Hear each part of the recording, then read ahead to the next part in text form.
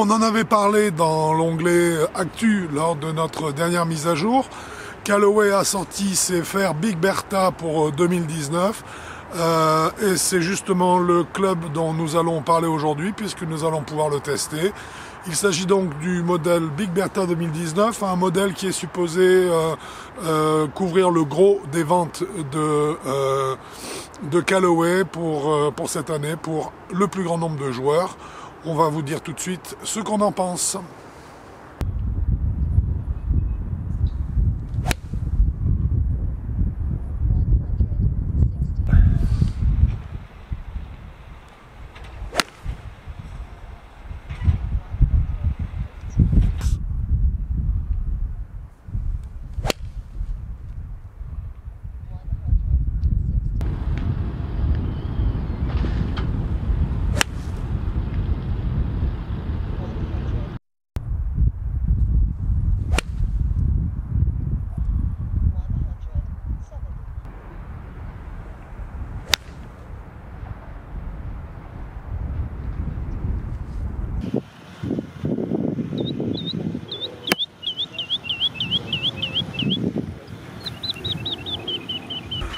Mon cher Quentin. Mon cher Franck. On dirait que t'as froid. On est dehors, j'ai froid. Bon, on alors, est en décembre. Pour te réchauffer, on va parler un petit peu de ce que vient de nous faire essayer Callaway. Oui. À savoir la dernière mouture en fait du modèle Big Bertha, des fers Big Bertha.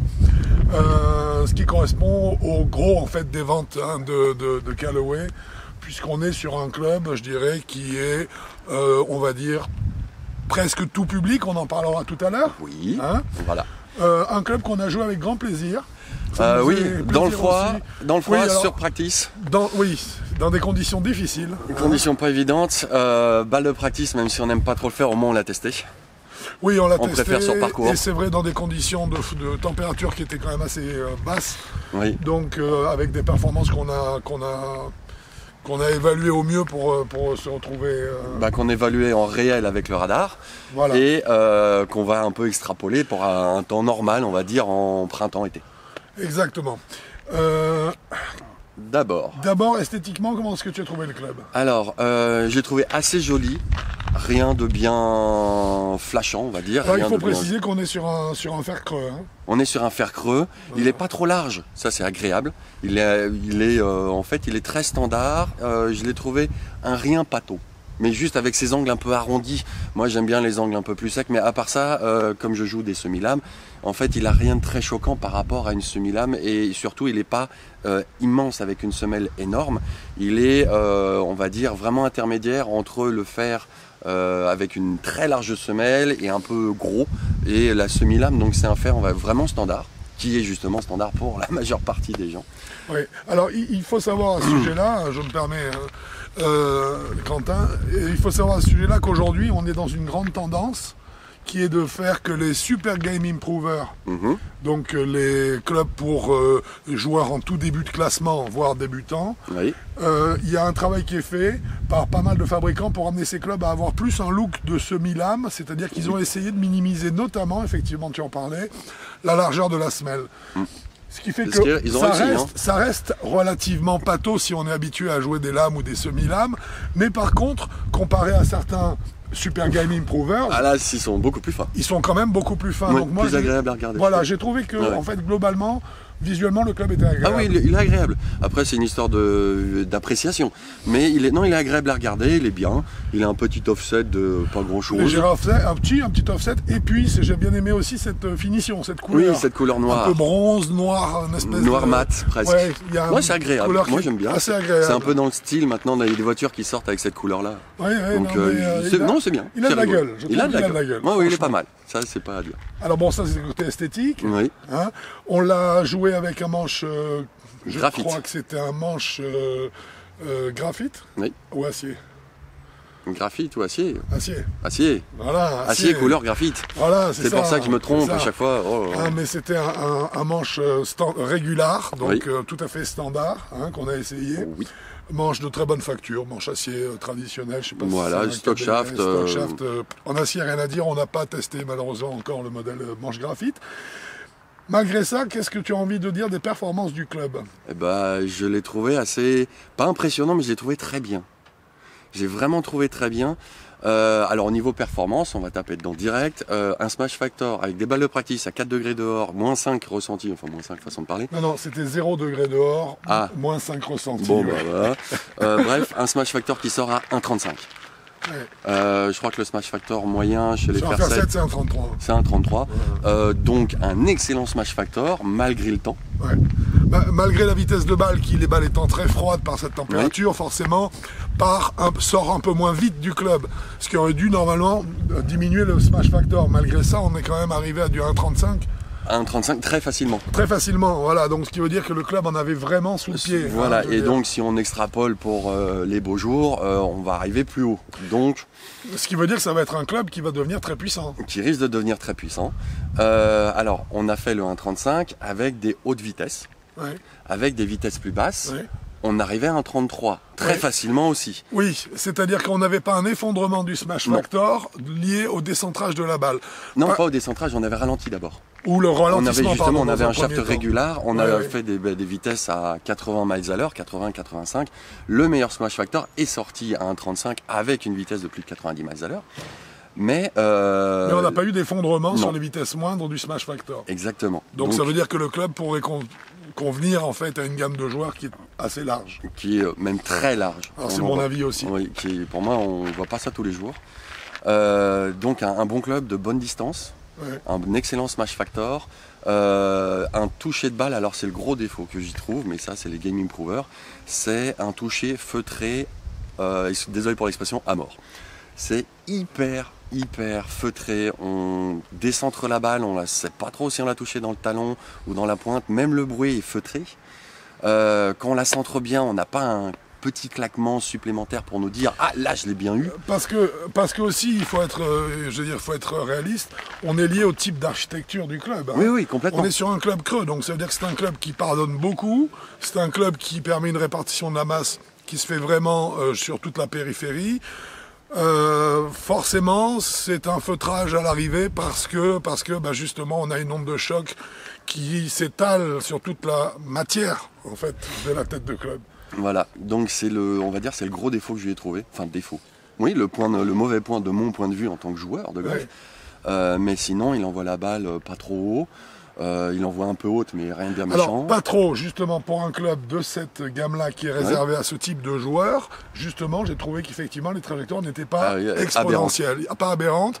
Elles sont un peu hautes, c'est normal, c'est ce type de club qui veut ça. Il est fait justement pour faciliter l'élévation de la balle. Mais sinon, j'ai trouvé que les balles avaient une trajectoire qui était relativement bien tendue, on va dire. Voilà, un peu, pas trop. Haute, mais droite. Voilà. Pas avec ce côté exponentiel que j'ai beaucoup de mal à supporter. Sur les fers, en tout cas. Oui. Et donc, des bons clubs. Et pour toi, c'est quel type de joueur? Non, moi, je vais dire, j'en suis pas encore là parce que honnêtement, j'aimerais en parler de ce club. Moi aussi. Moi aussi, j'ai mon mot à dire. Franchement, il m'a laissé par terre, le club. Hein. Bien. Ah oui, j'ai trouvé vraiment qu'il y avait une qualité de contact, je trouvais pour le club excellente, pour ce type de club. Mais surtout, j'ai trouvé un équilibre général de la canne qui est très particulier et qui est pour moi relativement exceptionnel. Et surtout très bien centré. C'est exactement, on a l'impression qu'on peut faire tourner le club autour d'un clou central qui serait pris dans je dirais la moitié du manche en fait, et le faire pivoter tout autour avec une grande facilité, il tournerait tout seul. On a une mise en mouvement de ce club qui est extraordinairement simple. J'ai trouvé vraiment que le club avait un équilibre qui permettait d'avoir la sensation de mettre l'ensemble du club en mouvement et non pas uniquement la tête de club non, un ensemble. Il est très bien équilibré. C'est une tendance qu'on va retrouver sur d'autres marques cette année puisque nous le savons, il y a nous avons testé en fait, d'autres marques qui vont vers ce type d'équilibre. Ce sont des clubs qui restent légers, très légers, très maniables. Vraiment. Pas si léger que ça, je les ai trouvés, avec un bon équilibre. L'équilibre est tel qu'en fait, on a l'impression que la mise en mouvement se fait sans effort. Voilà, exactement. Parce que moi qui n'aime pas les clubs légers, je ne l'ai pas trouvé, entre guillemets, si léger que ça. Je l'ai trouvé consistant. Donc c'est pour ça que ça ne m'a pas choqué. contrairement à d'autres gammes que Callaway sort, de temps en temps c'est très léger. Là, l'équilibrage, comme tu le dis, était tellement bien fait que pour les gens qui jouent des clubs légers, il va aller. Les gens qui aiment bien les clubs un petit peu lourds, ça va aller aussi. Enfin, un peu lourd. Pas trop, mais il y a... pour moi, il s'inscrit vraiment dans, je dirais, la conception moderne en fait, des fers. Parfaitement. On est tout à fait dans le type de club qu'on aura en 2019 et qu'on aura aussi en 2020, parce qu'à mon avis, c'est une voie dans laquelle la plupart des constructeurs vont s'engouffrer. C'est un équilibrage du club différent qui le rend encore plus maniable, en fait. Oui, très maniable et très pratique, pratique à jouer presque. Oui, tout à fait. J'aime bien, voilà. Et alors, justement, à partir de ça, la gamme de joueurs, alors, puisque tu en parlais. Alors, la gamme de joueurs, pour moi, ça va quasiment de 54. Oui. Pas débutant, mais de 54. Là, on peut commencer à se pencher dessus. Jusqu'à 18, mais un 18 plafonné. C'est-à-dire que 18, vraiment, il n'y a plus de progression à avoir. Ou joueur loisir, juste ça. C'est quelqu'un qui va vouloir faire de la compétition, un peu pointu. Pas pointu, mais un peu vraiment s'améliorer. Là, en dessous de 18, ça va pas le faire. Parce que justement, on va chercher des trajectoires et un toucher. On n'aura pas avec ce club-là. Mais donc, un joueur, on va dire, loisir, qui a 18 et qui se dit « je suis très bien là », je pense que ça ira aussi. Un joueur qui est en pleine progression, à 22, il va commencer à se poser des questions. C'est clair. Donc 22-24, c'est vraiment entre 18 et 24, c'est là on commence à se poser des questions. Mais jusqu'à 18, il fait carrément le job. Voilà. Là, moi, j'ai aucun souci là-dessus. Je suis convaincu. C'est même assez étonnant. C'est très pratique, quoi, surtout. Ouais, c'est très bien. Je trouve un bon club. Alors les notes maintenant. Moi, pour tout ça, je lui mets 8,5 tellement il est bien équilibré, bien posé. On va dire, il satisfait toute une marge de clients, enfin de golfeurs. C'est de 54 à 18, c'est monstrueux. Donc je lui mets un beau 8,5. Alors, je suis d'accord aussi sur la gamme de joueurs. 54-18, ça me paraît tout à fait cohérent. Moi, je vais lui donner un 8 sur 10. Ouais. Oui. Franchement, à retester peut-être dans des conditions un petit peu plus, je dirais, printanières. Voilà, estivale ou estival. C'est un club auquel j'enlèverais un demi-point parce qu'aujourd'hui, on n'a pas d'élément de puissance, de distance qui soit suffisant du fait des températures auxquelles on l'a joué. Mais franchement, je pense que si je me trompe pas, je pense que c'est un club qui devrait être vraiment puissant. Donc je pense que j'aurais eu envie, je dirais, d'aller jusqu'à ton 8,5. Mais je resterai sur mon 8 parce que en l'état, c'est pour moi ce que vaut la Cannes, ce qui est une très bonne note. Ah oui, pour là, 8,5, c'est un bon. Oui, c'est vraiment, ça fait un 8,25 au total. Oui, 8,25. Pour un club qui les mérite vraiment, franchement, c'est une très très bonne mouture qui nous est livrée par Callaway pour cette année 2019. Très agréablement, pas surpris, mais très agréablement joué. Oui, absolument. Voilà. Il nous manque le tarif. Eh bien, c'est ce que tu vas nous donner tout de suite. Voilà. Alors, vous avez remarqué que cette fois-ci, la note, on l'a donnée avant le prix. Voilà.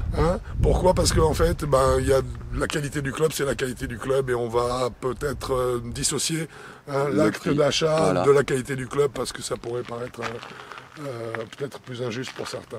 Voilà. À combien sort cette série alors ? Alors en graphite, elle est à 1399, donc 1400. 1400 € en graphite. En graphite et en acier, elle est à 1299, donc 1300.